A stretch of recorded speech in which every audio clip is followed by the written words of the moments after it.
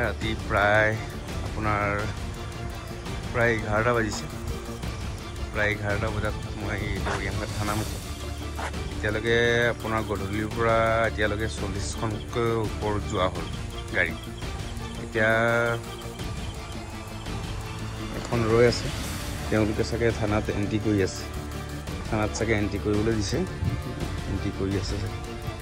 এতিয়া ৰাতি চুনচান উৰিয়ামঘাটত ৰাইজ ওলাই মই থানামুখত বৰ্তমান উৰিয়ামঘাটৰ থানামুখত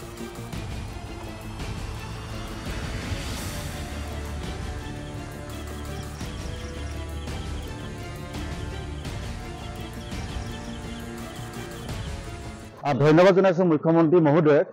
আমি যিটো সময়ত সদৌ টাইমছ তথা সৰ্বদা সমজিল্লাই মুখ্যমন্ত্ৰী মহোদয়ক 13 তাৰিখে আমি জনাইছিলোঁ যে উৰিয়ামঘাটৰ অবৈধ সন্দেহযুক্ত নাগৰিক আৰু অবৈধ বেদখলকাৰী আছে।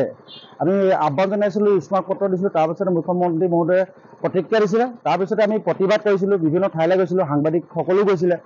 যোৱাৰ পিছত তাৰে প্ৰমাণ হৈছে যে উৰিয়ামঘাট ভিতৰুৱা অঞ্চলত অবৈধ যে বেদখলকাৰী আছে, সন্দেহযুক্ত যে নাগৰিক আছে, তাৰে আজি প্ৰমাণ হৈছে। আৰু কালি আমি প্ৰতিবাদ কৰিছিলোঁ যে অবৈধ বেদখলকাৰীক উচ্ছেদ কৰিব লাগে, সন্দেহযুক্ত নাগৰিকক বিতৰণ কৰিব লাগে। আজি ৰাতিপুৱাই দেখিছোঁ যে আমি প্ৰতিবাদ কৰাৰ পিছতে আজি ৰাতিপুৱাই টালি টোপোলা বান্ধি যিসকল অবৈধ বেদখলকাৰী সন্দেহযুক্ত নাগৰিক আছে, আজি ৰাতিপুৱাৰ পৰা যাবলৈ আৰম্ভ কৰিছে। আৰু আমি আহ্বান জনাইছোঁ, যিসকল এতিয়াও আছে, প্ৰশাসনে বলডেজাৰ নচলোৱাৰ আগতেই আপোনালোকে নিজে নিজে ঘৰসমূহ খালী কৰি গুচি যাওক। কাৰণ মানে আজিৰ পৰা দেখিছে আৰু গোটেই টালি টোপোলা বান্ধি সকলো যাবলৈ ওলাইছে। আৰু পুনৰবাৰ ধন্যবাদ জনাইছোঁ প্ৰশাসন তথা মুখ্যমন্ত্ৰী মহোদয় আৰু তৎপৰ। এতিয়া যাবলৈ ওলাইছে যেতিয়া প্ৰমাণ হৈ গ'ল, আৰু অতি শীঘ্ৰে বলডেজাৰ লগাই ভাঙি চিঙি তেখেতলোকক উচ্ছেদ কৰিব লাগে।